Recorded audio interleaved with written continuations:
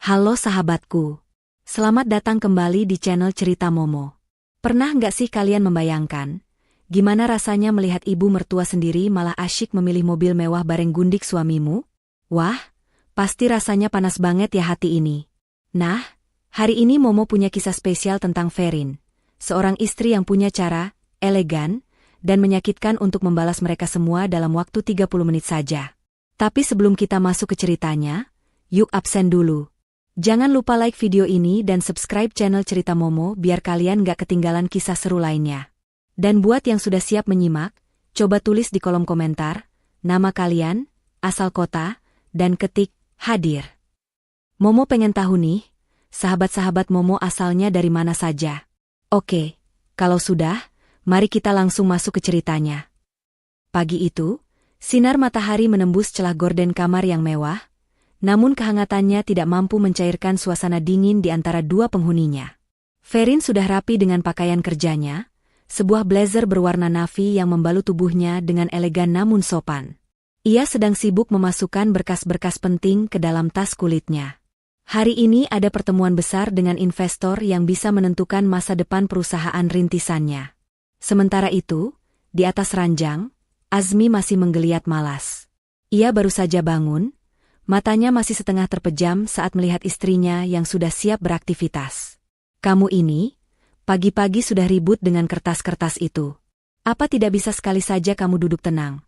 Buatkan suamimu sarapan, lalu pijat pundakku sebentar, keluh Azmi dengan suara serak khas bangun tidur. Ferin menghela napas panjang, mencoba menahan sabar yang kian menipis setiap harinya. Mas, semua sarapan sudah disiapkan Bei Narti di meja makan. Aku harus berangkat lebih awal, karena meeting ini tidak bisa ditunda. Kalau proyek ini gol, bonusnya bisa untuk menutup tagihan kartu kreditmu yang bulan lalu over limit itu. Mendengar kata, tagihan, Azmi langsung terdiam, namun wajahnya berubah masam. Ia tidak suka diingatkan bahwa selama 2 tahun terakhir, gaya hidupnya yang mentereng sebenarnya ditopang oleh kerja keras istrinya. Azmi memang bekerja, namun posisinya di perusahaan hanyalah formalitas dengan gaji yang habis untuk hobi otomotif dan nongkrong dengan teman-teman sosialitanya. Tak lama kemudian, terdengar suara riuh dari lantai bawah. Itu suara yang sangat Ferin kenal. Bu Ratih, ibu mertuanya, sudah datang bertandang. Wanita parubaya itu selalu datang di waktu yang tidak tepat. Ferin, turun sebentar kamu. Teriakan Bu Ratih melengking hingga ke lantai 2. Ferin bergegas turun, diikuti Azmi yang berjalan santai di belakangnya. Di ruang tamu, Bu Ratih duduk dengan kaki disilang, wajahnya tampak kesal. Ada apa, Bu? Pagi-pagi kok sudah teriak-teriak? Tanya Ferin lembut, berusaha tetap sopan. Bu Ratih menatap Ferin dari ujung rambut sampai ujung kaki dengan tatapan mencemooh. Lihat penampilanmu itu. Kaku, membosankan. Kamu itu istri seorang Azmi, harusnya bisa tampil lebih glamor sedikit.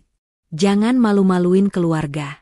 Tadi ibu ketemu teman arisan di depan, dia tanya, itu pembantu baru apa istri Azmi?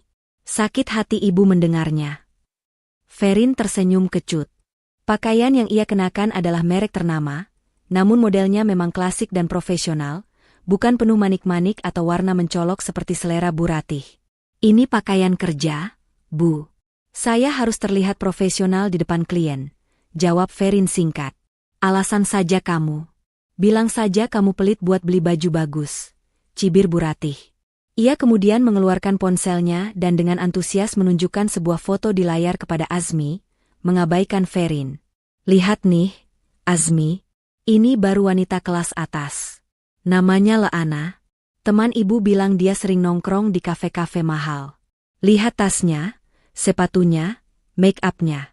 Duh, kalau saja menantu ibu seperti ini, pasti ibu bangga banget pamer kemana-mana. Ferin melirik sekilas ke layar ponsel itu. Di sana terpampang foto seorang wanita muda yang cantik, mengenakan gaun merah menyala dengan tas bermerek yang sangat mahal.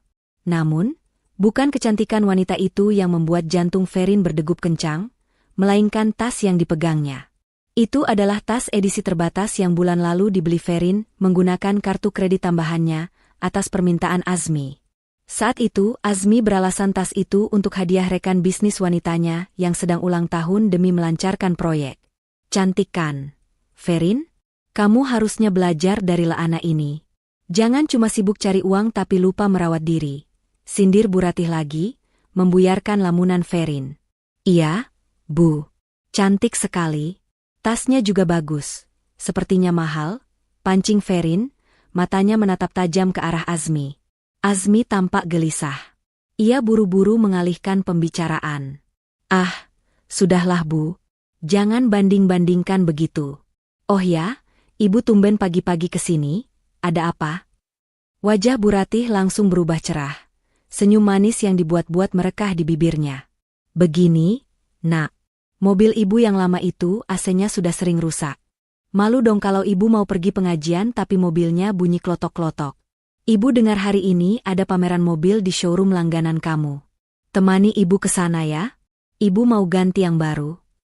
Ferin langsung menyela. Bu, bukannya mobil Ibu baru diservis bulan lalu dan kondisinya masih sangat bagus? Kita sedang tidak ada anggaran untuk beli mobil baru bulan ini. Uang kas sedang saya putar untuk modal cabang baru. Mata Bu Ratih melotot. Heh, kamu ini perhitungan sekali sama orang tua. Azmi itu anak kandung Ibu. Wajar kalau dia membelikan ibunya mobil. Uang suami itu uang istri, tapi uang anak laki-laki itu tetap milik ibunya. Kamu jangan jadi istri yang pembangkang ya. Tapi yang cari uang mayoritas di rumah ini saya. Bu, batin Ferin ingin berteriak, namun ia tahan. Ia tahu percuma berdebat dengan Bu Ratih yang tidak pernah mau mengerti logika keuangan. Azmi, yang selalu lemah di hadapan ibunya dan ingin terlihat hebat, langsung menengahi. Sudah, jangan ribut. Ferin, kamu berangkat saja kerja. Urusan Ibu biar aku yang urus. Nanti aku yang antar Ibu ke showroom. Tapi Mas, limit kartu. Ferin, bentak Azmi memotong ucapan istrinya. Jangan permaluin aku di depan Ibu. Pergi sana kerja. Bu Ratih tersenyum puas melihat anaknya membela dirinya. Tuh dengerin suami kamu. Sana pergi. Bikin pusing saja lihat muka kamu pagi-pagi. Ferin menarik napas dalam-dalam, menekan rasa sakit yang menjalar di dadanya. Diusir oleh suami sendiri demi memanjakan ego ibu mertua yang tak tahu diri. Namun, di balik rasa sakit itu, otak cerdas Ferin mulai bekerja. Baiklah kalau itu mau kalian. Hati-hati di jalan, ucap Ferin dingin. Ia menyalami tangan Bu Ratih, yang disambut dengan tepisan pelan, dan mencium tangan suaminya, lalu melangkah keluar rumah. Saat masuk ke dalam mobilnya, Ferin tidak langsung menyalakan mesin. Ia diam sejenak, menatap ke arah pintu rumah yang baru saja tertutup. Ia mengeluarkan ponselnya, membuka aplikasi perbankan, dan melihat mutasi rekening. Firasatnya semakin kuat tentang wanita bernama Laana itu. Jika benar tas itu dibeli dengan uangnya, dan hari ini Azmi nekat pergi ke showroom padahal Ferin tahu persis kondisi keuangan Azmi sedang kosong, maka hanya ada satu sumber dana yang akan mereka andalkan. Kartu kredit unlimited milik Ferin yang dipegang Azmi sebagai kartu tambahan. Kalian pikir aku mesin ATM yang tidak punya perasaan? Gumam Ferin lirih. Matanya yang tadi sendu kini berubah tajam, menyeratkan tekad yang kuat. Ferin menyalakan mesin mobilnya dan melaju membelah jalanan kota. Ia tidak akan melarang mereka pergi. Justru, ia akan membiarkan mereka pergi. Biarkan mereka terbang setinggi-tingginya dengan angan-angan kemewahan itu. Karena semakin tinggi mereka terbang, semakin sakit rasa jatuhnya nanti. Dan Ferin sudah memegang gunting untuk memotong sayap mereka, tepat pada waktunya. Siang itu matahari bersinar terik, seolah mendukung panasnya hati yang sebentar lagi akan membakar dada Ferin. Setelah pertemuan dengan klien selesai lebih cepat dari jadwal, Ferin menghubungi Sita, sahabat sekaligus rekan bisnisnya di perusahaan properti yang sedang mereka kembangkan. Sita, kamu bisa temani aku ke auto high class showroom di jalan utama? Klien yang tadi setuju untuk ambil unit penthouse, tapi dia minta bonus test drive mobil sport terbaru selama seminggu. Aku harus cek ketersediaan unit sewa di sana, ujar Ferin melalui sambungan telepon sambil menyetir. Siap, bos. Kebetulan aku lagi di dekat sana. Kita ketemu di lobi ya, jawab Sita dengan nada ceria yang selalu bisa sedikit mengangkat beban di pundak Ferin. Setibanya di pelataran parkir showroom mobil mewah itu, Ferin memarkirkan mobil SUV-nya. Mobil ini memang bukan mobil sport 2 pintu yang mencolok, tapi sangat nyaman dan dibeli dengan uang hasil keringatnya sendiri, lunas tanpa hutang. Ferin merapikan sedikit tatanan rambutnya di kaca spion, mencoba memasang wajah profesional meski pikirannya masih terganggu oleh kejadian pagi tadi di rumah. Saat melangkah masuk ke dalam lobi showroom yang dingin dan beraroma pewangi ruangan mahal, Ferin langsung disambut oleh Sita yang melambaikan tangan. "Muka kamu kenapa ditekuk begitu? Sukses kan meetingnya?" tanya Sita seraya merangkul bahu sahabatnya. "Sukses kok. Cuma biasa, drama pagi hari sama ibu mertua," jawab Ferin singkat, enggan merusak suasana hati Sita. Mereka berdua berjalan menuju area pameran utama. Ruangan itu luas, dipenuhi mobil-mobil mengkilap dengan harga miliaran rupiah.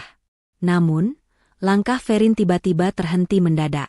Tubuhnya kaku, matanya membelalak menatap ke arah sudut ruangan, tepat di depan sebuah mobil konvertible berwarna merah menyala. Di sana, berjarak sekitar 10 meter darinya, berdiri 3 orang yang sangat ia kenal. Azmi berdiri dengan senyum lebar, tangannya melingkar di pinggang seorang wanita muda yang sangat cantik dan modis. Wanita itu mengenakan gaun pas badan yang memamerkan lekuk tubuhnya, dan di lengannya menggelayut tas mewah. Tas yang sama persis dengan yang dilihat Ferin di foto ponsel Bu Ratih pagi tadi. Itu pasti Leana. Namun, yang membuat dada Ferin terasa sesak bukan hanya pemandangan suaminya bermesraan dengan wanita lain. Di samping mereka, Bu Ratih tampak tertawa lepas. Wajahnya berseri-seri penuh kebanggaan. Ia menggandeng tangan Leana seolah wanita itu adalah menantu kesayangannya, sementara Azmi diperlakukan bak raja. Ferin refleks menarik tangan Sita dan bersembunyi di balik pilar besar yang dilapisi marmer, menghindari pandangan mereka. Rin, kenapa sembunyi? Itu kan suami kamu, Mas Azmi? Sama ibunya juga? Loh, cewek itu siapa? Bisik Sita bingung, matanya menyipit mencoba mengenali sosok Leana. SSTT. Jangan berisik, desis Ferin, jari telunjuknya menempel di bibir. Jantungnya berdegup kencang, campuran antara rasa marah, sakit hati, dan ketidakpercayaan. Dari posisi mereka yang cukup dekat namun terhalang pilar, suara percakapan ketiga orang itu terdengar cukup jelas di telinga Ferin. "Nah, ini baru cocok buat kamu, Leana," seru Bu Ratih antusias sambil mengelus kap mesin mobil merah itu. "Warnanya mewah, berkelas. Pas banget sama kulit kamu yang putih mulus. Jangan kayak si Ferin, seleranya kampungan. Mobil butut begitu masih saja dipakai kemana-mana. Bikin malu kalau dilihat tetangga." Hati Ferin mencelos. Mobil yang disebut butut oleh Bu Ratih adalah mobil yang sering mengantar ibu mertuanya itu berobat ke rumah sakit, mengantarnya ke pasar, bahkan mengantarnya ke acara arisan. Leana tertawa kecil, suara tawanya terdengar manja dan dibuat-buat. Ibu bisa saja. Ferin kan wanita karir, Bu. Mungkin dia lebih suka mobil yang tahan banting, buat kerja keras. Kalau aku kan cuma mau nemenin Azmi have fun. Ucapan itu terdengar seperti pembelaan, namun nadanya sangat merendahkan. Seolah Ferin hanyalah kuda beban, sementara dirinya adalah ratu yang pantas dimanja. "Halah, wanita karir apanya?" cibir Bu Ratih. "Dia itu pelit. Uangnya banyak tapi nggak pernah mau beliin ibu barang bagus. Beda sama kamu, baru kenal sebulan saja ibu sudah dibelikan kalung, diajak ke salon mahal. Azmi memang pinter cari pendamping yang selevel sama keluarga kita." Azmi tampak membusungkan dada, merasa bangga dipuji ibunya di depan selingkuhannya. "Iya dong, Bu. Azmi kan mau ibu bahagia. Kalau sama Leana, Azmi merasa dihargai sebagai laki-laki. Nggak kayak di rumah, disuruh-suruh terus, dibilang boros lah, inilah." Tangan Ferin mengepal kuat hingga buku-buku jarinya memutih. Sita yang mendengar semua itu menutup mulutnya tak percaya. Matanya berkaca-kaca menatap sahabatnya yang sedang dikhianati mentah-mentah. Sita hendak melangkah maju untuk melabrak mereka, namun Ferin menahannya kuat-kuat. "Jangan, Thea. Jangan sekarang," bisik Ferin dengan suara bergetar namun tatapan matanya dingin menusuk. "Tapi mereka keterlaluan. Rin, ibu mertua kamu itu, ya ampun, dia mendukung perselingkuhan anaknya sendiri demi barang mewah." Sita geram setengah mati. Ferin menarik napas panjang, mencoba menguasai dirinya. Ia melihat Azmi mengeluarkan dompet dari saku celananya. Di tangan Azmi, terselip sebuah kartu berwarna hitam mengkilap. Kartu kredit Black Card tambahan yang limitnya menyatu dengan rekening prioritas milik Ferin. "Sayang, kamu suka yang ini kan? Bungkus sekarang ya. Biar nanti sore bisa langsung kita pakai jalan-jalan sama ibu," ujar Azmi dengan gaya sokaya kepada Laana. Makasih sayang. Kamu emang paling baik," pekik Laana kegirangan, lalu mencium pipi Azmi tanpa malu di depan umum. Bu Rati bertepuk tangan kecil, tampak sangat bahagia seolah baru memenangkan lotre. Ferin menatap adegan itu dengan tatapan nanar. Dulu, ia berpikir bekerja keras siang malam adalah cara untuk membahagiakan keluarga, agar suaminya tidak perlu pusing memikirkan biaya hidup, agar mertuanya bisa hidup nyaman di hari tua. Tapi ternyata, kerja kerasnya justru membiayai pengkhianatan mereka. Kemewahan yang dinikmati Laana dan Bu Rati saat ini, semua bersumber dari keringat Ferin yang mereka hina. "Kamu mau biarin aja dia gesek kartu kamu, Rin?" tanya Sita gemas, menyadari kartu apa yang dipegang Azmi. Ferin menggeleng pelan, sudut bibirnya terangkat membentuk senyum miring yang mengerikan. "Tidak, Sita. Pesta mereka berakhir sekarang." Ferin mengeluarkan ponselnya dengan tenang. Ia tidak lagi merasa sedih. Rasa sakit di hatinya telah berubah menjadi bahan bakar untuk sebuah keputusan besar. Di layar ponselnya, aplikasi mobile banking sudah terbuka. Jari jempolnya melayang di atas menu pengaturan kartu kredit tambahan. Di seberang sana, Azmi berjalan gagah menuju meja administrasi, diikuti Laana dan Bu Ratih yang masih sibuk selfie di depan mobil baru yang belum lunas itu. Mereka tidak sadar bahwa di balik pilar, sang donatur utama kehidupan mewah mereka sedang bersiap menekan tombol kehancuran bagi sandiwara mereka. Ferin menatap punggung suaminya untuk terakhir kalinya dengan sisa rasa kasihan, sebelum akhirnya menekan tombol di layar ponselnya. Jari jempol Ferin melayang sesaat di atas layar ponsel yang menyala terang. Sebuah kotak dialog konfirmasi dari aplikasi perbankan digital menatapnya balik dengan pertanyaan dingin. "Apakah Anda yakin ingin memblokir permanen kartu kredit tambahan, suplementari, atas nama Azmi Hidayat?" Di balik pilar marmer yang dingin itu, waktu seolah melambat bagi Ferin. Ia menatap kembali ke arah meja administrasi showroom. Di sana, Azmi sedang duduk dengan kaki disilangkan penuh percaya diri di hadapan seorang staf penjualan. Punggung suaminya itu terlihat begitu rileks, seolah beban dunia tidak pernah menyentuhnya. Di sofa tunggu yang empuk tak jauh dari sana, Laana dan Bu Rati sedang sibuk membolak-balik katalog aksesoris mobil. Tawa renyah Bu Rati sesekali terdengar, memantul di dinding kaca ruangan yang luas itu, menusuk telinga Ferin seperti jarum halus. "Dia pikir dia raja," bisik Ferin lirih, lebih kepada dirinya sendiri daripada kepada Sita yang berdiri tegang di sampingnya. Dia lupa siapa yang memberinya mahkota. Ingatan Ferin berputar cepat. Ia teringat saat Azmi memelas 2 tahun lalu, meminta kartu tambahan itu dengan alasan untuk dana darurat dan kebutuhan operasional rumah tangga jika Ferin sedang dinas luar kota. Ferin memberikannya dengan dasar kepercayaan penuh sebagai istri.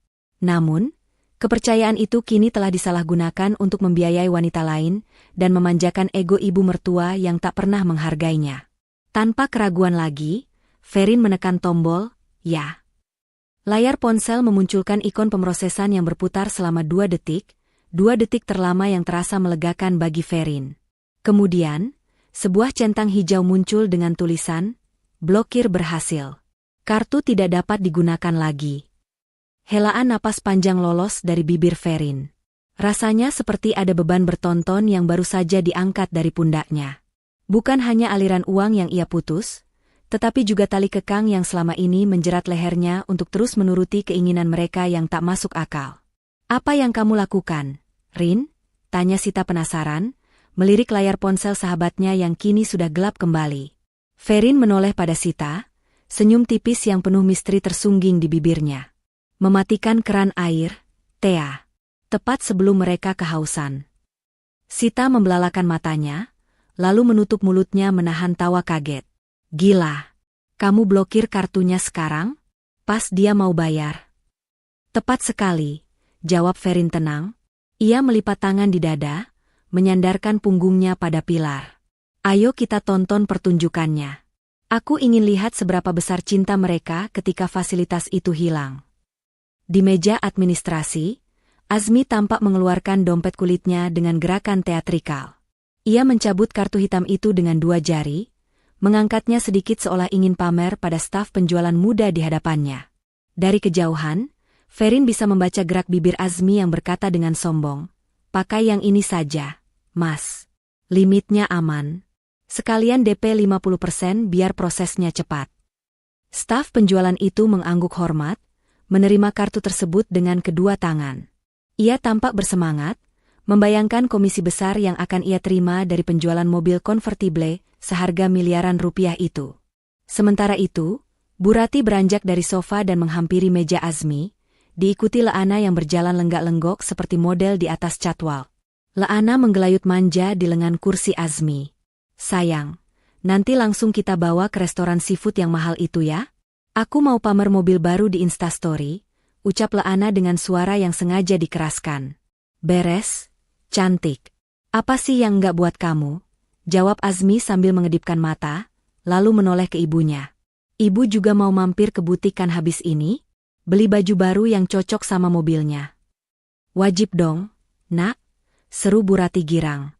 Ia menepuk bahu Azmi bangga. "Duh, ibu beruntung banget punya anak sukses dan berbakti kayak kamu. Nggak kayak istri kamu itu, pulang kerja mukanya cemberut terus, bikin rezeki seret."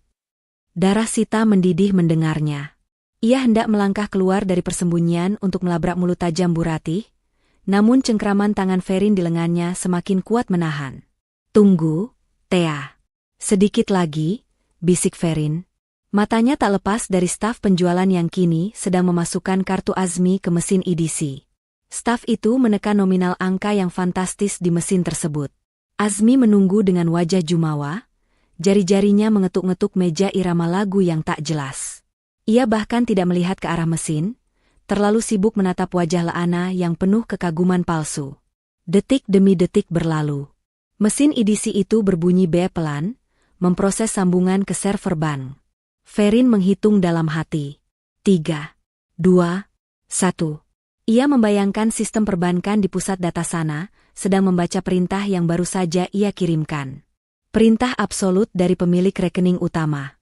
Sistem itu akan menemui dinding tebal yang ia bangun, akses ditolak.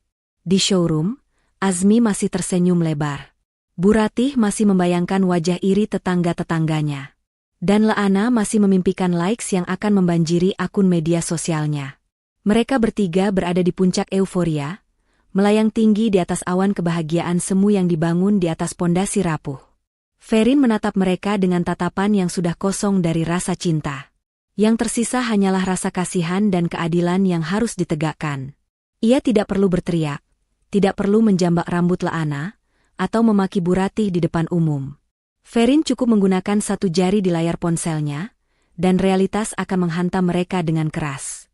Staf penjualan itu mengerutkan kening. Ia melihat layar mesin EDC, lalu mencoba menggesekkan kartu itu sekali lagi. "Kenapa, Mas? Sinyalnya jelek ya?" tanya Azmi santai, belum menyadari badai yang sedang terbentuk tepat di atas kepalanya. Ferin tersenyum dingin. "Sinyalnya bagus, Azmi. Yang jelek adalah nasibmu mulai detik ini." Bunyi bip panjang dari mesin EDC itu terdengar nyaring di tengah keheningan lobi showroom yang mewah. Lampu indikator di mesin kecil itu berkedip merah, sebuah tanda yang sangat kontras dengan kilau lantai marmer di bawah kaki mereka. Staf penjualan yang bernama Rian itu menatap layar mesin dengan kening berkerut. Ia mengangkat wajahnya sedikit, menatap Azmi dengan senyum sopan namun ada kilatan keraguan di matanya. "Maaf, Pak Azmi. Transaksinya declined. Ditolak oleh penerbit kartu," ucap Rian hati-hati. Azmi tertawa pendek, tawa yang dipaksakan. Ia melambaikan tangannya dengan gestur meremehkan. "Ah, nggak mungkin. Coba lagi, Mas. Mungkin sinyal mesin kamu yang lagi down atau chip kartunya kotor. Itu kartu limitnya besar. Loh, baru kemarin saya pakai beli jam tangan buat rekan bisnis, lancar-lancar saja." Leana yang berdiri di samping Azmi, mulai mengetuk-ngetukkan ujung sepatu hak tingginya ke lantai. Senyum manis yang tadi ia pamerkan mulai memudar, digantikan oleh raut ketidaksabaran. Lama banget sih, Yang? Katanya prosesnya cepat. Aku udah lapar nih. Sebentar sayang, biasa masalah teknis. Bank suka gitu kalau transaksinya besar, proteksi keamanan katanya. Jawab Azmi menenangkan, meski keringat dingin mulai merembes di pelipisnya. Rian mengangguk mengerti, lalu mencoba menggosok chip kartu hitam itu ke kemeja seragamnya, berharap itu hanya masalah debu. Ia memasukkan kembali kartu itu ke slot mesin. Jemarinya kembali menekan nominal angka uang muka yang disepakati, 500 juta rupiah. Suasana hening kembali mencekam. Bu Ratih yang sedari tadi sibuk merekam video story untuk grup WhatsApp pengajiannya, kini menurunkan ponselnya. Firasatnya mulai tidak enak melihat gelagat staf penjualan yang tampak tidak nyaman. Azmi, ada apa? Kok lama sekali? Tanya Bu Ratih dengan nada menuntut. Ibu sudah terlanjur posting foto di grup lo. Jangan sampai batal, nanti ibu diketawain Bu RT. Tenang, Bu. Cuma masalah sinyal, sahut Azmi, suaranya naik 1 oktav, terdengar lebih panik dari sebelumnya. Bunyi bip panjang kedua terdengar lagi. Kali ini lebih menusuk telinga. Rian menarik kartu itu dari mesin dan menatap Azmi dengan wajah yang lebih serius. Tidak ada lagi senyum basa-basi. Maaf sekali lagi, Pak. Keterangannya, do not honor, dan pick up card. Ini artinya kartu Bapak diblokir permanen oleh pemegang rekening utama atau pihak bank, jelas Rian dengan suara yang cukup lantang hingga terdengar oleh beberapa pengunjung lain di dekat mereka. Wajah Azmi seketika berubah pucat pasi, seolah darah di tubuhnya tersedot habis ke lantai. Diblokir? Nggak mungkin. Siapa yang blokir? Saya suaminya. Itu kartu atas nama saya. Tapi rekening induknya bukan atas nama Bapak, kan? Tanya Rian telak. Sebagai sales mobil mewah, ia sudah sering menemui kasus seperti ini, pengguna kartu tambahan yang sok kuasa. Di balik pilar, Sita membekap mulutnya sendiri agar tawa puasnya tidak meledak. Ferin di sebelahnya hanya berdiri tegak dengan tangan bersedekap, matanya menatap lurus ke arah kekacauan yang mulai terjadi. Ia menikmati setiap detik keruntuhan arogansi suaminya. Coba kartu lain, Pak. Saran Rian, mulai kehilangan kesabarannya karena antrian pelanggan lain mulai melirik. Tangan Azmi gemetar saat membuka dompetnya. Ia tahu betul isi dompet itu. Ada 2 kartu kredit lain, tapi limitnya kecil, hanya cukup untuk biaya bensin dan makan siang. Kartu debit pribadinya? Saldonya bahkan tidak sampai 2 digit, karena gajinya bulan ini sudah habis untuk membayar cicilan apartemen sewaan tempat ia sering bertemu Laana diam-diam. Pakai kartu debit saja kalau begitu, Yang, celetuk Laana dengan nada yang mulai terdengar ketus. Ia melirik jam tangan mahalnya. Masa CEO nggak bawa kartu lain? Dompet kartuku ketinggalan di tas kerja di kantor. Yang, alibi Azmi terbata-bata. Ia menoleh ke arah ibunya, mencari pertolongan, tapi Bu Ratih justru membuang muka, sibuk dengan ponselnya, pura-pura tidak tahu apa yang terjadi. Pak, kalau tidak bisa bayar DP sekarang, unitnya saya lepas ke antrian berikutnya ya.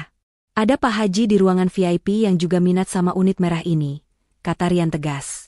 Ia mengambil kembali kunci mobil yang tadi sempat diletakkan di meja. Gerakan Rian mengambil kunci itu seperti tamparan keras bagi ego Azmi. Tunggu. Jangan dilepas, seru Azmi panik. Ia merogoh saku celananya, mengeluarkan ponsel, dan mencoba menelepon call center bank. Namun, ia lupa bahwa verifikasi data kartu tambahan memerlukan konfirmasi dari data pemegang kartu utama, tanggal lahir Ferin, nama ibu kandung Ferin. Dan parahnya, Azmi yang tidak pernah peduli pada istrinya, tiba-tiba lupa nama gadis ibu kandung Ferin saat ditanya mesin penjawab otomatis. Sialan, umpat Azmi sambil membanting pelan ponselnya ke meja. Laana mendengus keras. Topeng manisnya mulai retak sepenuhnya. Ia melangkah maju, mendekatkan wajahnya ke wajah Azmi. Aroma parfum mahalnya kini terasa menyesakkan bagi Azmi. Kamu bilang mau beliin aku mobil hari ini. Kamu bilang limit kamu unlimited. Jangan bilang kamu cuma omong kosong. Azmi, bisik Laana tajam. Matanya menatap Azmi dengan tatapan menyelidik, tatapan seorang wanita yang mulai sadar bahwa ia sedang bertaruh pada kuda yang salah. Bukan begitu, sayang. Ini pasti Ferin. Istriku yang gila itu pasti mengutak-atik rekeningnya karena cemburu. Azmi mencoba membela diri, tapi justru itu kesalahan terbesarnya. Ferin? Leana tertawa sinis. Jadi selama ini gaya hidup kamu, mobil ini, belanjaan kita, semuanya pakai uang istri kamu yang kamu bilang membosankan itu. Suara Leana cukup keras, hingga membuat Bu Ratih tersentak kaget. Jaga mulut kamu ya. Bu Ratih tidak terima anaknya di pojokan. Ia bangkit berdiri dan menunjuk Leana. Azmi itu pengusaha. Wajar kalau ada masalah teknis bank. Kamu jangan menghina anak ibu. Kalau pengusaha, bayar dong. Gesek sekarang. Jangan bikin saya malu berdiri kayak patung di sini. Balas Leana tak kalah galak. Suasana showroom yang tenang kini berubah menjadi tontonan drama gratis. Beberapa staf lain mulai berbisik-bisik. Seorang security bahkan mulai melangkah mendekat, berjaga-jaga jika keributan membesar. Azmi terjepit di tengah. Di satu sisi, ibunya yang menuntut gengsi. Di sisi lain, selingkuhannya yang menuntut materi. Dan di hadapannya, mesin edisi yang dia membisu menjadi saksi ketidakberdayanya tanpa uang istrinya. Di persembunyiannya, Ferin merasa cukup untuk babak ini. Ia melihat Azmi yang mulai keringat dingin dan wajahnya memerah menahan malu. Sudah cukup tontonannya, Thea. Ayo kita pergi sebelum mereka melihat kita. Aku tidak mau merusak momen kehancuran mereka dengan kehadiranku. Biar mereka saling memangsa satu sama lain, ajak Ferin. Sita mengangguk setuju, meski ia masih ingin melihat lebih lama. Mereka berdua berbalik arah, meninggalkan lobi showroom lewat pintu samping. Ferin berjalan dengan langkah ringan. Ia tahu, saat ia keluar dari gedung ini, teleponnya akan segera berdering. Dan benar saja, baru 5 langkah kakinya menyentuh aspal parkiran, ponsel di tasnya bergetar. Nama, suamiku, terpampang di layar. Ferin tersenyum tipis. Ia tidak langsung mengangkatnya.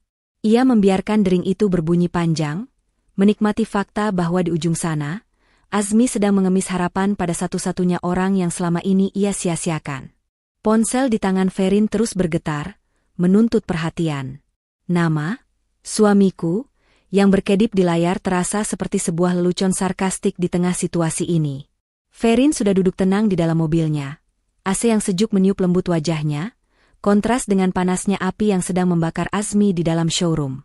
Sita yang duduk di kursi penumpang menatap Ferin dengan wajah tegang namun penuh antisipasi. Angkat, Rin. Aku mau dengar alasan apa yang bakal dia karang. Ferin menggeser tombol hijau di layar, lalu menekan tombol loudspeaker. Ia meletakkan ponsel itu di atas dashboard, membiarkan suara dari seberang memenuhi kabin mobil. Halo, Azmi? Sapa Ferin dengan nada datar, seolah tidak terjadi apa-apa. Ferin, kamu apa-apain sih? Teriakan Azmi langsung meledak, begitu keras hingga suaranya pecah. Napasnya terdengar memburu, bercampur dengan suara latar belakang yang riuh, bunyi mesin kasir, gumaman orang-orang, dan suara hak sepatu yang mengetuk lantai dengan tidak sabar. Kenapa teriak-teriak? Mas? Aku sedang menyetir, jawab Ferin tenang. Jangan pura-pura bodoh. Kartu kreditku. Kenapa tidak bisa dipakai? Keterangannya diblokir. Kamu sengaja yang mau mempermalukan aku di depan rekan bisnisku? Azmi tergagap di akhir kalimat, jelas berusaha menutupi keberadaan Leana dan ibunya. Ferin tersenyum miring. Rekan bisnis? Oh, maksudmu wanita berbaju merah yang sedang memegang tas seharga 20 juta, uangku, itu? Atau ibu yang sedang sibuk memilih warna jok kulit? Hening sejenak di seberang sana. Napas Azmi tercekat. Kak, kamu tahu? Kamu ada di mana? Tidak penting aku di mana, Mas. Yang penting adalah, mulai detik ini, fasilitas itu aku cabut. Kartu itu atas namaku, tagihannya aku yang bayar. Jadi wajar kan kalau aku mematikannya saat aku melihat uangku dipakai untuk mengkhianatiku. Belum sempat Azmi menjawab, terdengar suara kerusuhan. Ponsel itu sepertinya direbut paksa. Suara cempreng yang sangat familiar kini menggantikan suara panik Azmi. Heh, dasar menantu tidak tahu diri. Suara Bu Ratih melengking tajam, membuat Sita spontan menutup telinganya sambil meringis. Bu? Sapa Ferin, nadanya berubah dingin. Kamu ini benar-benar wanita kurang ajar ya. Berani-beraninya kamu memblokir uang anakku. Kamu mau menyiksa suami kamu sendiri? Kamu mau bikin ibu mati berdiri karena malu di depan orang banyak. Kembalikan uangku. Buka blokirnya sekarang juga. Ibu tidak mau tahu. Ferin memejamkan matanya sejenak, menyerap setiap kata caci maki itu. Dulu, kata-kata seperti ini akan membuatnya menangis dan meminta maaf. Tapi hari ini, kata-kata itu hanya terdengar seperti gonggongan anjing ompong. Ibu bilang uang anak ibu. Ferin tertawa pelan, tawa yang terdengar sangat renyah namun menusuk. Bu, buka mata ibu lebar-lebar. Azmi itu gajinya cuma cukup buat bayar cicilan gaya hidupnya sendiri.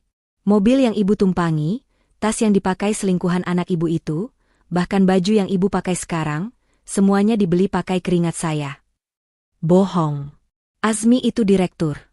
Bantah Bu Ratih, meski suaranya mulai terdengar ragu. Direktur di perusahaan yang sahamnya 60% milik saya, Bu. Dan hari ini, saya memecat Azmi sebagai suami sekaligus sebagai benalu keuangan saya. Di ujung telepon, terdengar suara Laana yang mulai ikut campur. Tante, mana kartunya? Jadi nggak nih? Orang-orang udah pada ngeliatin kita tahu. Malu banget ih. Suara Laana itu memicu sisa kesabaran Ferin untuk memberikan serangan terakhir. Dengar baik-baik, Bu. Dan sampaikan juga ke wanita di sebelah ibu itu, ucap Ferin dengan penekanan di setiap kata. Saya tidak akan membuka blokir itu. Tidak akan pernah. Silakan ibu bayar mobil itu pakai gengsi ibu yang setinggi langit itu. Atau minta wanita cantik pilihan ibu itu yang bayar. Katanya dia kaya dan berkelas. Kan? Masa beli mobil saja harus pakai kartu istri sah? Ferin, kamu. Nikmati 30 menit ke depan. Bu, potong Ferin cepat. Saya kasih waktu 30 menit sebelum, Ratu. Kebanggaan ibu itu menunjukkan wajah aslinya saat tahu pangerannya ternyata tidak punya kerajaan. Hati-hati, Bu. Jangan sampai ibu ditinggal sendirian di pinggir jalan.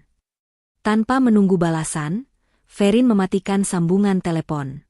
Ia langsung mengaktifkan mode pesawat agar tidak ada lagi gangguan. Di dalam mobil yang hening, Sita menatap Ferin dengan tatapan kagum bercampur ngeri. Gila itu tadi satisfying banget.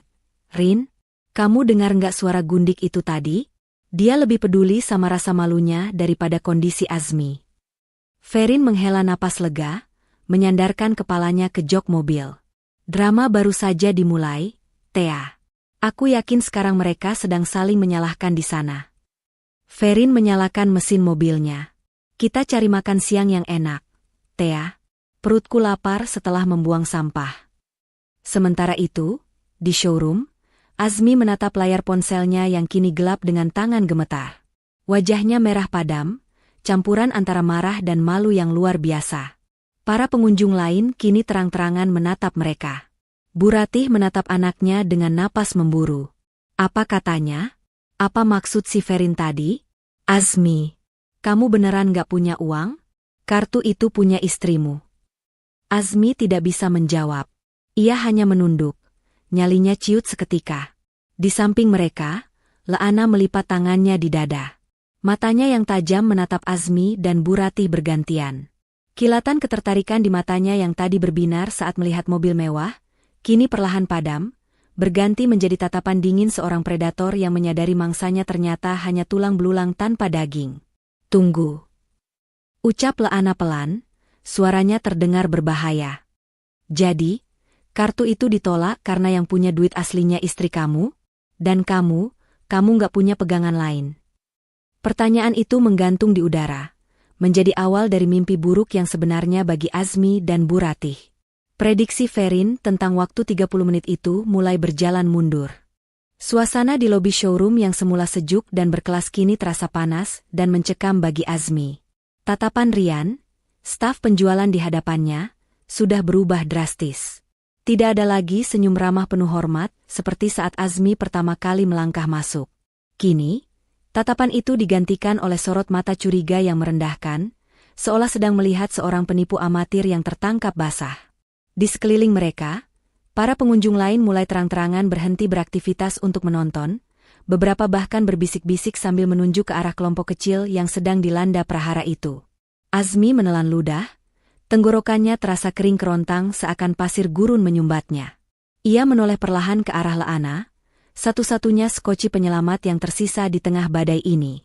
"Sayang," bisik Azmi parau, tangannya gemetar mencoba meraih jemari Laana. Kamu bawa kartu kamu, kan? Talangin dulu ya buat DP-nya. Nanti begitu masalah teknis rekeningku beres, langsung aku ganti. Sumpah, aku ganti 2 kali lipat besok pagi." Hening menyelimuti mereka selama 3 detik. 3 detik yang terasa seperti 3 abad bagi Azmi. Lalu, meledaklah tawa Laana. Bukan tawa manja nan merdu yang biasa membuai telinga Azmi, melainkan tawa sumbang yang tajam dan penuh cemoohan. "Apa? Talangin? Kamu gila ya?" Laana mundur selangkah, menatap Azmi seolah pria itu baru saja meminta ginjalnya. "Kamu pikir uang 500 juta itu kayak beli permen di warung? Main minta talangin. Tapi kan kamu bilang papa kamu pengusaha tambang, uang segitu pasti kecil buat kamu, yang..." Azmi memelas, keringat dingin sebesar biji jagung mulai membasahi kemeja mahalnya. Wajahnya memucat, kontras dengan wajah Laana yang mulai memerah menahan amarah. Wajah cantik Laana seketika berubah menjadi topeng yang mengerikan. Matanya melotot tajam, menghilangkan semua sisa kelembutan palsu yang selama ini ia tampilkan. Denger ya, Azmi. Gue mau sama lu karena gue pikir lu yang kaya. Gue pikir lu direktur beneran yang pegang kendali duit. Gue pikir lu paus, ternyata lu cuma ikan teri. Suara Laana menggelegar di seluruh ruangan showroom, memantul di dinding kaca. "Kalau ternyata lu cuma suami benalu yang duitnya dijatah istri, buat apa gue buang-buang duit gue buat lu? Rugi bandar gue." Kata-kata kasar itu menampar harga diri Azmi lebih keras daripada tamparan fisik manapun. Ia terhuyung mundur. Tidak percaya wanita yang selama ini memujanya bisa berubah menjadi monster dalam sekejap mata. Bu Ratih yang sejak tadi berdiri bingung dan terguncang, kini maju dengan wajah panik. Ia tidak percaya wanita selembut dan seanggun Laana bisa bicara sekasar itu. Dalam benak Bu Ratih, Laana adalah bidadari, jauh lebih sempurna dan sopan dibandingkan Ferin yang kaku. Ini pasti hanya salah paham. "Laana, nak, aduh, sabar dulu, sayang," bujuk Bu Ratih dengan suara gemetar, mencoba menyentuh lengan Laana dengan lembut untuk menenangkannya. "Jangan bicara begitu sama calon suami kamu. Mungkin Azmi memang lagi ada masalah bank sebentar. Kamu kan wanita berkelas, masa masalah uang sedikit saja marah? Bantu Azmi dulu, nak, nanti ibu pastikan dia ganti uang kamu." Reaksi Laana sungguh di luar dugaan Bu Ratih. Plak! Laana menepis tangan Bu Ratih dengan kasar. Begitu keras hingga tubuh wanita parubaya itu terhuyung ke belakang dan hampir jatuh menabrak standing banner jika tidak berpegangan pada meja administrasi. "Jangan sentuh saya, wanita tua," bentak Laana. Matanya menyala-nyala penuh jijik, menatap tangan Bu Ratih seolah tangan itu penuh kuman penyakit. Bu Ratih ternganga, matanya membelalak tak percaya. Jantungnya serasa berhenti berdetak. Laana, kamu kok kasar begitu sama ibu?" "Ibu? Siapa ibu saya?" Laana berkacak pinggang, dagunya diangkat tinggi-tinggi menantang Bu Ratih. "Sadar diri dong, Bu. Lihat dandanan ibu. Kampungan. Norak. Saya jijik dari tadi harus pura-pura manis. Pura-pura dengerin cerita ibu soal arisan murahan itu, cuma demi tas dan mobil ini. Ibu pikir saya betah deket-deket sama orang tua cerewet kayak ibu? Laana, jaga sopan santunmu sama ibuku." Azmi yang melihat ibunya didorong, mencoba membela meski nyalinya sudah ciut tersisa separuh. "Alah, diam lu." Laana menunjuk wajah Azmi tepat di depan hidungnya dengan telunjuk yang berkuku tajam. "Lu tuh penipu. Ngaku CEO, ngaku punya saham, ternyata cuma kacung istri. Istri lu bener tadi di telepon, lu tuh nggak punya apa-apa. Mobil, apartemen, kartu kredit, semuanya punya istri lu, kan? Dasar laki-laki Mokondo." Kata Mokondo itu menggema keras, membuat beberapa staf showroom di belakang meja menahan tawa, sementara wajah Azmi sudah tidak berbentuk lagi saking malunya. Rasanya ia ingin lantai marmer itu terbelah dan menelannya hidup-hidup saat itu juga. "Rian, Staf penjualan akhirnya melangkah maju menengahi dengan wajah tegas tanpa senyum. Maaf Bapak, Ibu, dan Mbak. Tolong jangan buat keributan di sini. Suara kalian mengganggu kenyamanan showroom. Kalau tidak jadi transaksi, mohon tinggalkan tempat ini segera. Security kami sudah bersiap di depan. Laana mendengus kasar. Ia merapikan rambutnya dengan angkuh, lalu mengambil tas tangannya. Tas branded yang ironisnya dibeli dengan kartu kredit Ferin bulan lalu. Gak usah disuruh, gue juga ogah lama-lama di sini sama gembel-gembel ini, cibir Laana. Ia menatap Azmi dan Bu Ratih bergantian dengan tatapan yang benar-benar merendahkan, seolah sedang melihat kotoran yang menempel di sepatunya. Minggir, kalian ngalangin jalan gue. Laana, tunggu. Azmi mencoba menahan lengan Laana untuk terakhir kalinya, matanya memancarkan keputusasaan yang menyedihkan. Kita bisa bicarakan ini? Aku masih punya tabungan. Lepas. Laana menyentak tangannya dengan jijik. Kita putus. Detik ini juga. Jangan pernah hubungi gue lagi. Gue mau cari cowok yang real kaya, bukan yang ATM-nya dipegang istri. Tanpa menoleh lagi, Laana memutar tubuhnya dan melangkah pergi dengan hentakan kaki yang keras. Bunyi tak-tak dari sepatu hak tingginya menjauh, meninggalkan aroma parfum mahal yang kini terasa memualkan bagi Azmi dan Bu Ratih. Tinggallah mereka berdua berdiri mematung di tengah lobi yang luas itu. Bu Ratih memegangi dadanya yang terasa sesak, air mata mulai menggenang di pelupuk matanya yang keriput. Bayangan menantu idaman yang cantik, kaya raya, dan sempurna itu hancur berkeping-keping dalam hitungan menit. Berganti menjadi sosok monster materialistis yang baru saja menginjak-injak harga diri mereka di depan umum. Azmi menunduk dalam, menatap lantai marmer yang mengkilap memantulkan bayangan dirinya yang menyedihkan. Ia baru saja kehilangan segalanya dalam waktu kurang dari 30 menit. Kartu kreditnya mati, selingkuhannya pergi, dan harga dirinya hancur lebur. Dan yang paling menyakitkan, kata-kata Ferin terngiang kembali di telinganya bagaikan kutukan, nikmati 30 menit ke depan. Ternyata Ferin benar. Ferin tahu segalanya. Istrinya yang pendiam, yang selalu ia suruh-suruh dan ia remehkan itu, ternyata memegang kendali penuh atas hidupnya bagaikan dalang memegang boneka. Dan Azmi baru saja menyadari betapa bodohnya ia telah membakar jembatan dengan satu-satunya orang yang tulus padanya. Azmi, lirih Bu Ratih. Suaranya gemetar menahan tangis dan malu yang luar biasa. Ibu malu, Nak? Orang-orang melihat kita kayak tontonan sirkus. Azmi mengangkat wajahnya, menatap ibunya dengan pandangan kosong. Tidak ada lagi kebanggaan, tidak ada lagi arogansi. Hanya ada kegetiran yang mendalam. Ayo pulang, Bu, ajak Azmi lemah. Tapi penderitaan mereka belum selesai.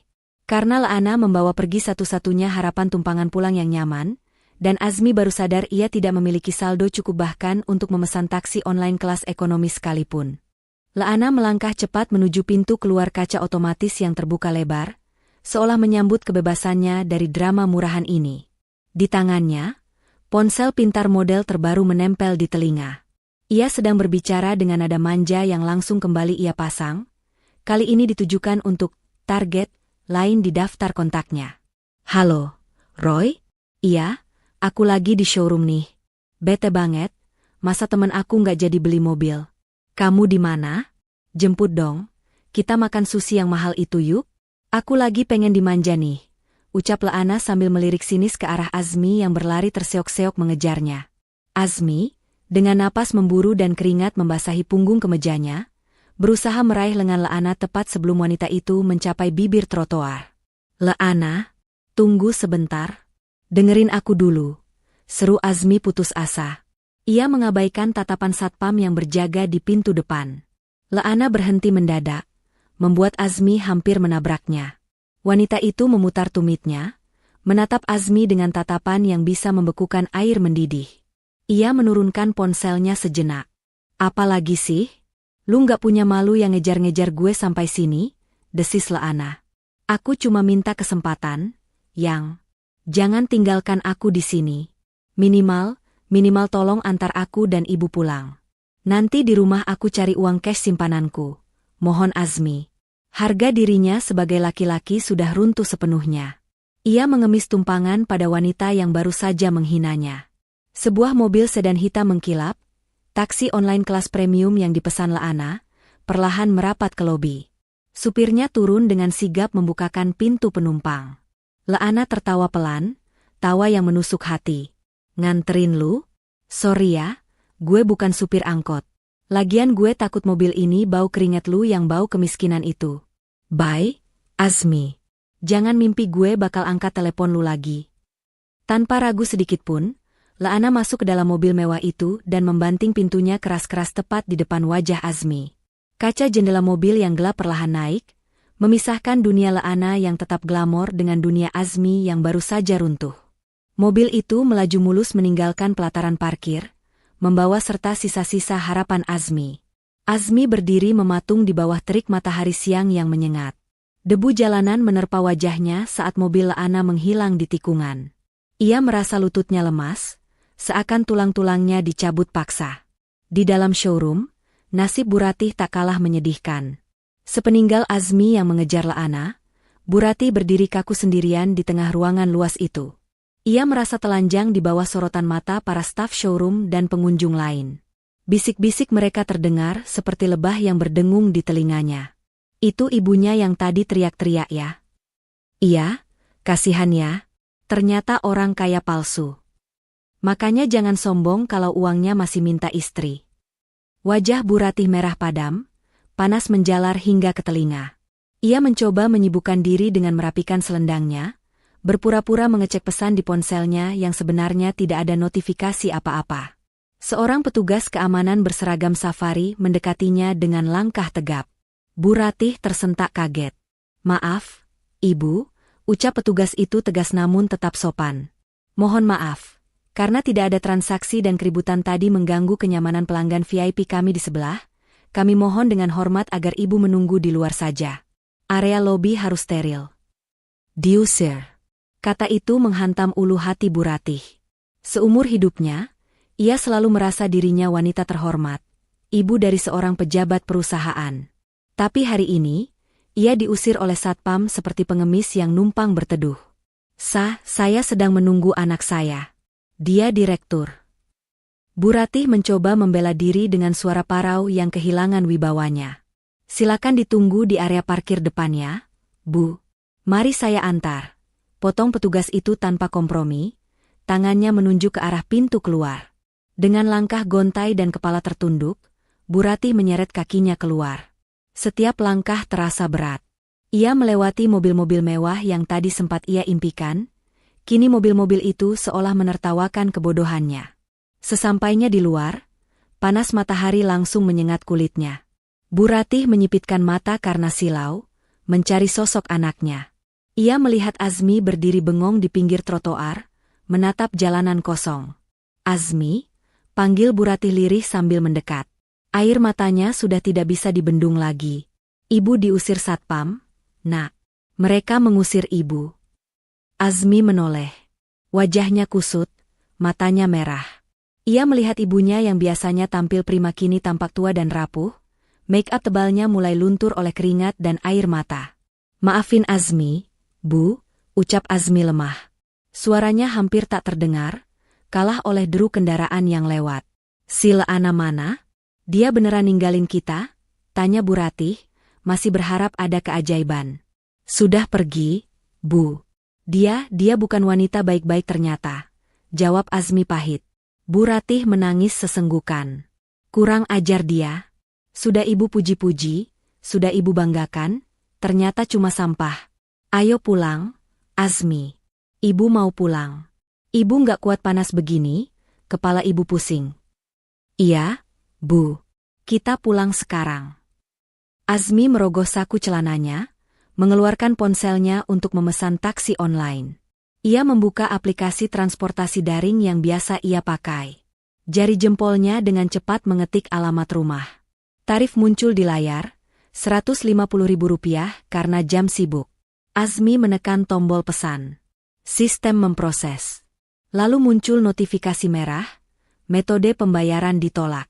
Silakan ganti metode pembayaran. Jantung Azmi berdegup kencang. Ia lupa, akun aplikasi ini terhubung langsung dengan kartu kredit tambahan yang baru saja diblokir Ferin. Dengan panik, Azmi mencoba mengganti ke dompet digital.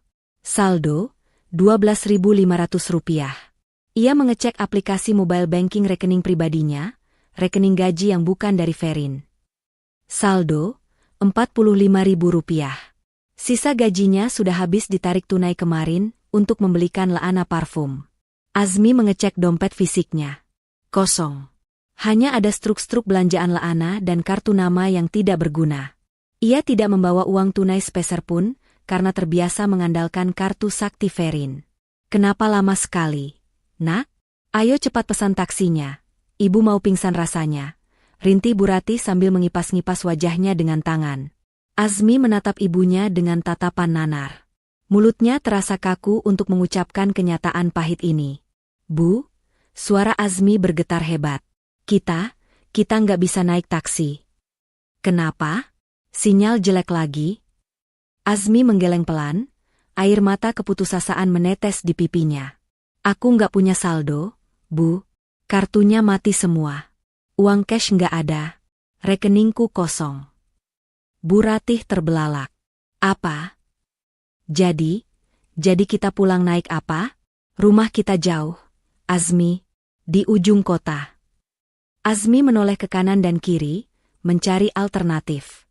Pandangannya jatuh pada sebuah angkutan umum, angkot, yang sedang ngetem di seberang jalan. Warnanya kusam, penuh sesak, dan berasap hitam.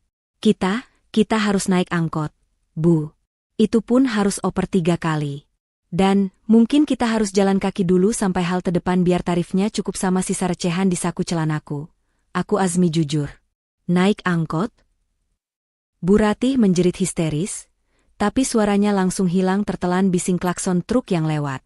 Ibu nggak pernah naik angkot seumur hidup ibu selama jadi mertua Ferin. Ibu biasa dijemput supir.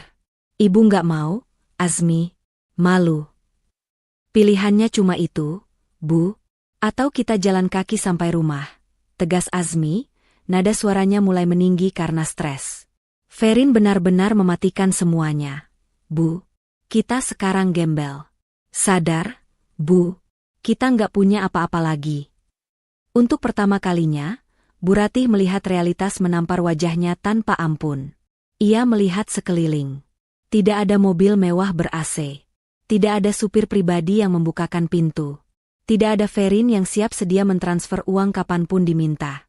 Hanya ada trotoar panas, debu jalanan, dan anak laki-lakinya yang ternyata tidak berdaya tanpa istri yang selama ini ia hina. Ya Tuhan! Bu Ratih ambruk, terduduk lemas di pinggir trotoar yang kotor, tidak peduli lagi pada baju mahalnya. Ia menangis meraung-raung di pinggir jalan, menjadi tontonan orang-orang yang lewat. Bukan tangisan sedih, melainkan tangisan penyesalan karena kenyamanan hidupnya baru saja direnggut paksa akibat kesombongannya sendiri. Azmi berdiri di sebelahnya, menatap kosong ke jalanan. Di kejauhan, ia seolah melihat bayangan mobil Ferin melintas. Nyaman, dingin, dan tenang. Sementara dirinya dan ibunya kini terpanggang di neraka dunia yang mereka ciptakan sendiri. Perjalanan pulang kali ini akan menjadi perjalanan terpanjang dan paling menyakitkan dalam hidup mereka. Matahari siang itu terasa memanggang kulit, namun panasnya tak sebanding dengan rasa terbakar di hati Bu Ratih. Wanita parubaya yang biasanya duduk manis di jok kulit empuk ber-AC itu, kini harus merasakan sempitnya angkutan umum yang pengap. Ia duduk terhimpit di antara seorang pedagang pasar yang membawa keranjang sayur berbau tanah basah, dan seorang pelajar yang asyik mendengarkan musik keras dari headset bocornya. Angkot tua itu berguncang hebat setiap kali melewati jalan berlubang.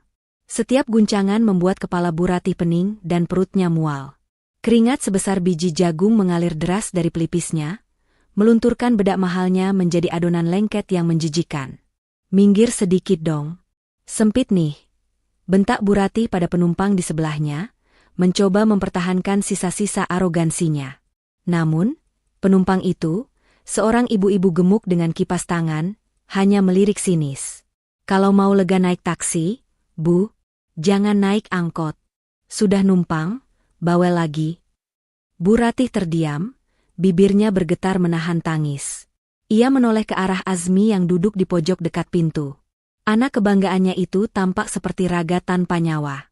Kemeja bermereknya basah oleh keringat ketiak, rambutnya lepek, dan tatapannya kosong menatap aspal jalanan yang berlari di bawah pintu angkot yang terbuka. Tidak ada lagi wibawa seorang direktur, yang ada hanyalah pria kalah yang tidak punya daya. "Kiri, Bang. Kiri," teriak Azmi parau. Angkot berhenti mendadak, membuat tubuh Bu Ratih terdorong ke depan. Mereka turun di sebuah perempatan jalan yang ramai dan berdebu. Ini baru setengah perjalanan menuju rumah mereka. Azmi merogoh saku, menyerahkan uang recehan terakhirnya kepada supir. Kini, saku celananya benar-benar kosong melompong. "Masih jauh, Azmi?" tanya Bu Ratih sambil memijat betisnya yang pegal. Sepatu hak tingginya sudah ia lepas dan ia tenteng. Kini ia bertelanjang kaki di atas trotoar panas, karena kakinya lecet parah. "Masih 2 kali oper angkot lagi, Bu. Tapi uangku habis," jawab Azmi lirih, tidak berani menatap mata ibunya. "Habis?" Bu Ratih menjerit, suaranya serak. "Terus kita mau gimana? Terbang?" "Azmi, ibu nggak kuat. Ibu haus. Ibu lapar. Ibu mau pulang ke rumah yang dingin." Azmi hanya diam, mengangkat bahu lemah. Keputusasaan terpampang jelas di wajahnya. Melihat anaknya yang tidak berguna, Bu Ratih merogoh tas tangannya dengan gemetar. Ia mengambil ponselnya. Sisa gengsinya sudah ia buang ke selokan. Rasa sakit di kakinya dan dehidrasi mengalahkan segalanya. Ia menekan nomor satu-satunya orang yang bisa menyelamatkan mereka, orang yang baru saja ia caci maki sejam yang lalu. Tut, tut. Di seberang sana, di sebuah restoran Jepang bintang 5 yang tenang dan sejuk, ponsel Ferin berdering. Ferin sedang menikmati sashimi segar bersama Sita. Ia melirik layar ponselnya, melihat nama, ibu mertua, terpampang di sana. Sita melihatnya dan tersenyum miring. "Nyerah dia?" Ferin mengangguk santai. Ia meletakkan sumpitnya, mengelap bibir dengan serbet, lalu mengangkat telepon itu dengan mode loudspeaker. Tapi kali ini dengan volume yang disesuaikan agar tidak mengganggu pengunjung lain. "Halo, Bu?" sapa Ferin dengan suara tenang dan renyah, kontras dengan suara bising kendaraan di latar belakang telepon Bu Ratih. "Ferin, jemput ibu sekarang." Teriakan Bu Ratih langsung menyembur, bercampur isak tangis. "Ibu ada di perempatan lampu merah Pasar Minggu. Panas, Ferin. Kaki ibu sakit. Azmi uangnya habis. Kami terlantar di jalan kayak gembel. Cepat kamu kesini bawa mobil, bawakan air minum yang dingin."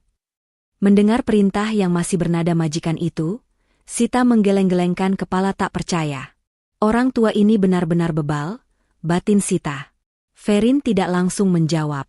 Ia mengambil gelas ocha dinginnya, menyesapnya pelan, membiarkan suara es batu berdenting di gelas terdengar oleh Bu Ratih. "Maaf, Bu. Saya sedang makan siang," jawab Ferin datar.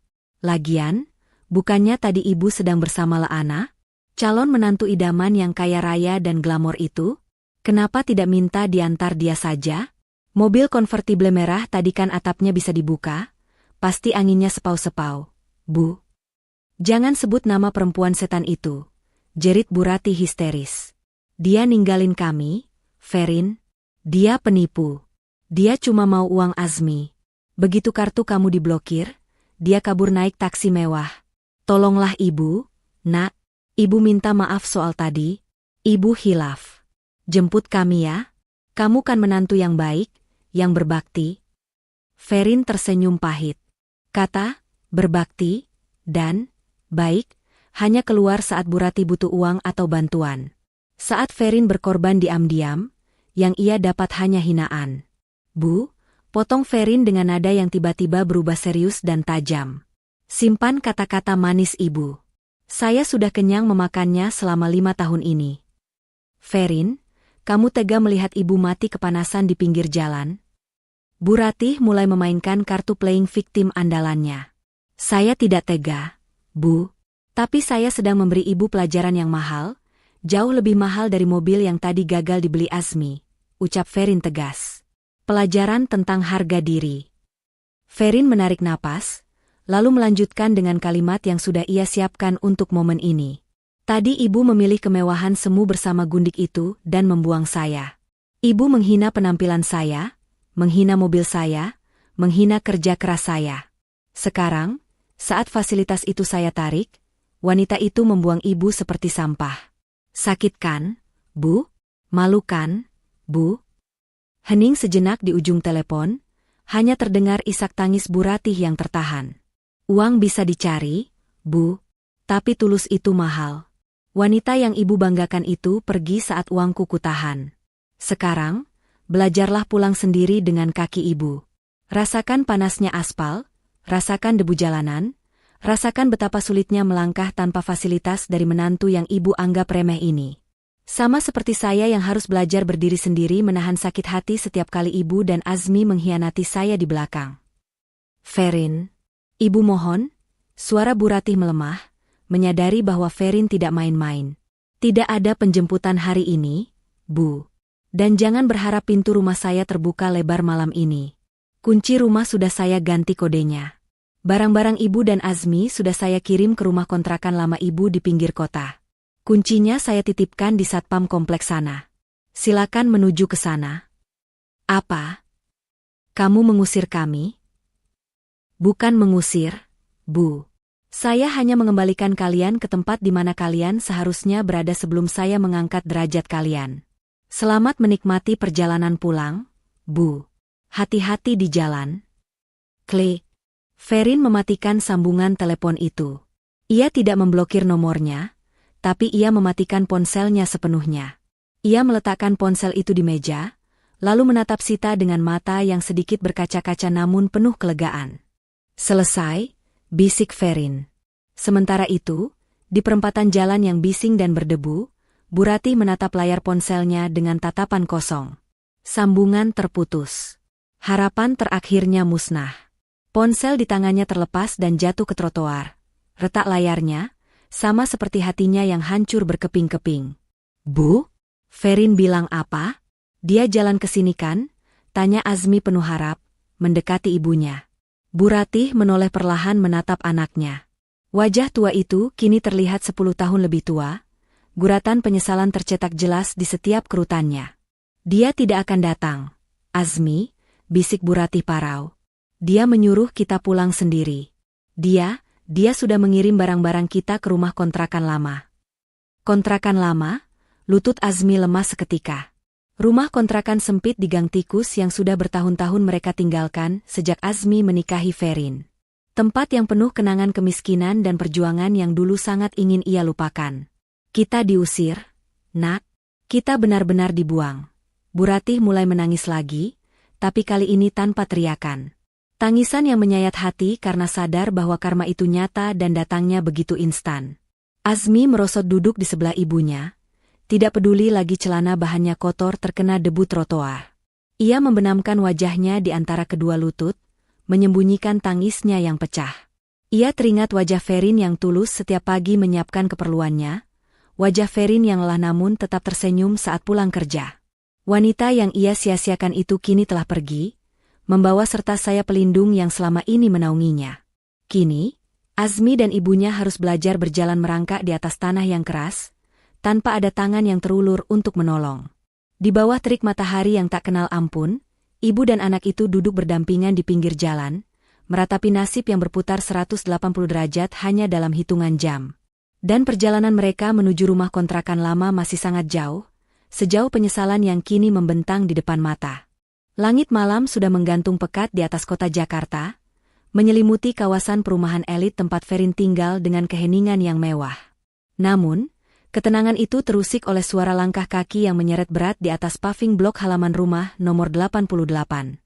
Azmi dan Bu Ratih akhirnya tiba di depan gerbang rumah mereka sendiri, atau setidaknya, rumah yang selama ini mereka anggap milik mereka. Penampilan mereka jauh dari kata layak.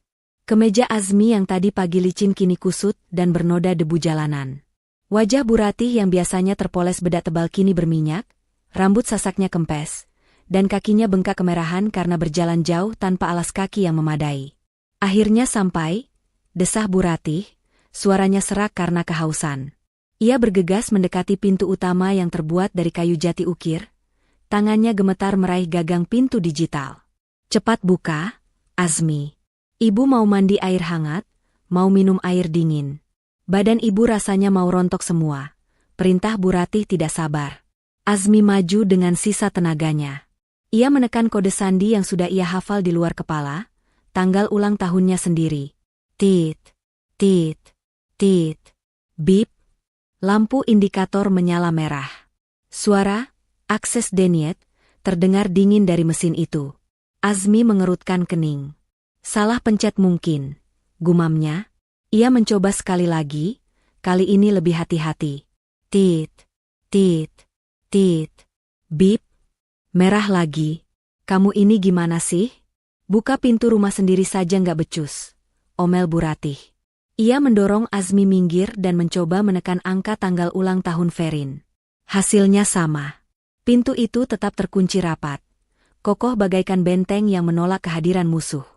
Ferin, buka. Ini ibu. Bu Ratih mulai menggedor daun pintu dengan kepalan tangannya. Ferin, jangan kurang ajar ya. Kamu boleh blokir kartu kredit, tapi kamu nggak berhak mengunci kami di luar. Ini rumah anakku. Hening sejenak. Tidak ada jawaban dari dalam. Hanya suara jangkrik dan desau angin malam yang menjawab teriakan Bu Ratih. Azmi mundur beberapa langkah, menatap jendela lantai 2. Namun, ada cahaya remang dari ruang tamu di lantai bawah. Dia di dalam, Bu. Lampu ruang tamu menyala, ucap Azmi lemah. Tiba-tiba, terdengar suara kunci diputar dari dalam. Klek. Bu Ratih langsung menegakkan badannya, siap menyemburkan amarah. Nah, keluar juga kamu. Dasar menantu durhaka, berani-beraninya. Pintu terbuka lebar. Namun, kalimat Bu Ratih terhenti di tenggorokan. Di ambang pintu, berdiri Ferin. Ia tampak segar dengan pakaian santai rumah yang bersih dan wangi, rambutnya tergerai rapi. Kontras yang menyakitkan dengan kondisi Azmi dan Bu Ratih yang bau keringat dan debu. Namun, Ferin tidak sendirian. Di sebelahnya berdiri seorang pria parubaya berkacamata, mengenakan setelan jas formal, memegang sebuah map tebal. Selamat malam, Bu Ratih. Pak Azmi, sapa pria itu datar. Siapa kamu? Minggir. Saya mau masuk. Bu Ratih mencoba menerobos, tapi pria itu merentangkan tangannya dengan sopan namun tegas menghalangi jalan. Maaf, Bu. Anda tidak diperkenankan masuk tanpa izin pemilik rumah, ucap pria itu. Pemilik rumah? Ini anak saya pemiliknya. Bu Ratih menunjuk Azmi. Ferin akhirnya buka suara.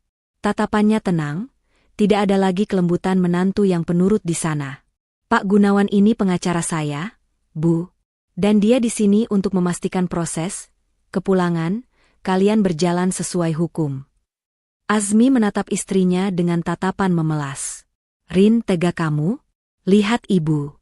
Lihat aku. Kami seharian terlantar di jalan. Izinkan kami masuk dulu, kita bicara baik-baik di dalam. Ferin menggeleng pelan. Tidak ada lagi yang perlu dibicarakan di dalam, Mas. Semua yang perlu dibicarakan ada di tangan Pak Gunawan. Pak Gunawan menyerahkan map tebal itu kepada Azmi. Tangan Azmi gemetar saat menerimanya. Itu adalah gugatan cerai, kata Ferin lugas. Dan di dalamnya juga terlampir bukti kepemilikan aset. Sertifikat rumah ini atas nama Ferin Anggraini, dibeli 2 tahun sebelum kita menikah. Mobil SUV yang saya pakai, atas nama saya. Perusahaan, 60% sahamnya milik saya. Kamu, Mas Azmi, secara hukum tidak memiliki aset apapun di rumah ini selain pakaian dan barang pribadi. Bohong, jerit Bu Ratih. Azmi itu kerja. Dia direktur. Masa dia nggak punya apa-apa? Gaji Mas Azmi sebagai direktur operasional habis setiap bulan untuk gaya hidup ibu, cicilan mobil sport yang ternyata atas nama Lea Singh, dan oh ya, transferan rutin ke rekening atas nama Laana Putri, jawab Ferin tajam. Saya punya semua bukti mutasi rekeningnya, Bu. Selama ini saya diam bukan karena bodoh, tapi saya menunggu saat yang tepat. Azmi membuka map itu. Matanya membelalak melihat deretan angka dan bukti transfer yang selama ini ia coba sembunyikan. Di sana tertera jelas betapa borosnya ia menghabiskan uang perusahaan yang seharusnya menjadi dividen keluarga, demi memuaskan gengsi ibunya dan keserakahan Laana. Jadi, aku beneran gak punya hak atas rumah ini? Tanya Azmi, suaranya hampir hilang. Nol besar, jawab Ferin. Itulah kenapa saya berhak mengganti sandi pintu ini kapan saja saya mau. Bu Ratih mulai menangis. Kali ini tangisannya bukan lagi tangisan marah, melainkan tangisan ketakutan. Ia melihat kemewahan di dalam rumah itu, sofa empuk, AC dingin, lampu kristal, semua itu kini terasa sangat jauh meski hanya berjarak 1 meter di depan mata. Ferin, Ibu minta maaf. Bu Ratih mulai merendahkan suaranya, mencoba memegang tangan Ferin. Ibu hilaf, Nak. Tadi Ibu cuma emosi. Jangan usir kami malam ini. Ibu capek sekali. Besok pagi saja kami pergi, ya? Ferin menarik tangannya, menghindari sentuhan Bu Ratih. Ia menatap mertuanya itu dengan tatapan datar yang menyeratkan betapa hatinya sudah membeku. Maaf, Bu. Saya sudah tidak bisa percaya lagi. Kalau saya biarkan Ibu masuk malam ini, besok pagi Ibu akan kembali merasa berkuasa dan menginjak-injak saya lagi. Siklus itu harus berhenti sekarang. Ferin menunjuk ke arah gerbang. Barang-barang kalian, baju, sepatu, kosmetik Ibu, koleksi jam tangan Azmi, semuanya sudah dikemas rapi dan diantar menggunakan jasa angkut ke rumah kontrakan lama Ibu di pinggir kota. Kuncinya sudah saya titipkan di pos satpam sana. Sebaiknya kalian bergegas sebelum pos satpam tutup dan kalian harus tidur di teras kontrakan. Kontrakan itu, atapnya bocor, Ferin. Airnya keruh, cicit Azmi, membayangkan tempat tinggal masa kecilnya yang suram. Maka perbaikilah dengan tanganmu sendiri, Mas. Belajarlah bertanggung jawab. Mulailah hidup dari nol, seperti yang seharusnya kamu lakukan kalau tidak mendompleng hidup pada istrimu ini, balas Ferin. Ferin mundur selangkah, memberi isyarat pada Pak Gunawan untuk menutup pintu. Tunggu.